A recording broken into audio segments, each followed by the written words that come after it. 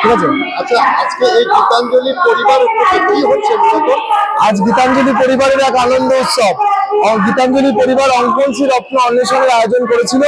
সারা বাংলা জুড়ে প্রতিটা জেলায় আমাদের পরিবারের তরফ থেকে প্রতিনিধিরা গিয়ে বাংলার প্রত্যেকটা জেলায় গিয়ে সেই প্রতিযোগিতা করিয়েছিল, যার আজ পুরস্কার বিতরণ উপস্থিত হয়েছেন হাজার হাজার প্রতিযোগী সহ অভিভাবক। তাই সেই কারণে আমরা মনে করছি আজ এই আনন্দ সত্যি আমাদের কাছে খুবই গর্বের। উপস্থিত হয়েছেন বিশিষ্ট অনেক গুণীজন, যাদের উপস্থিতিতে আমাদের প্রতিযোগীরা পুরস্কৃত হচ্ছে, গোল্ড সিলভার অ্যাওয়ার্ডে পুরস্কৃত হচ্ছে। একদম বীরভূম, মুর্শিদাবাদ, উত্তর চব্বিশ পরগনার বিভিন্ন জোন হচ্ছে, উত্তর চব্বিশ পরগনার পুরুলিয়া, বাঁকুড়া সহ প্রত্যেকটা জেলারই আমরা আজকে পুরস্কার বিতরণ করছি।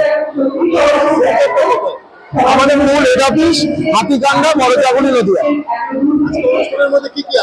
আজকে অনুষ্ঠানের মধ্যে সারাদিনই পুরস্কার বিতরণ রয়েছে।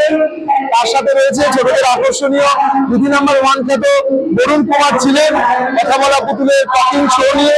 তাছাড়াও নৃত্য রয়েছে এবং বিভিন্ন সঙ্গীত শিল্পীদের সঙ্গীত পরিবেশনা।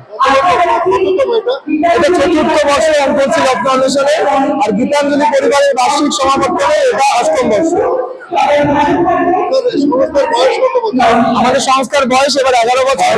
আগামী বছর 12 বছর আমাদের উদযাপন হবে, অনেক হচ্ছে বড় রাজকীয় হবে।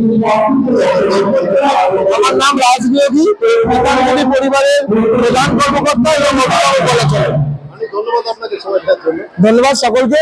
ধন্যবাদ, আপনারাও ভালো থাকবেন, আগামী দিনে গীতাঞ্জলির সাথে থাকবেন।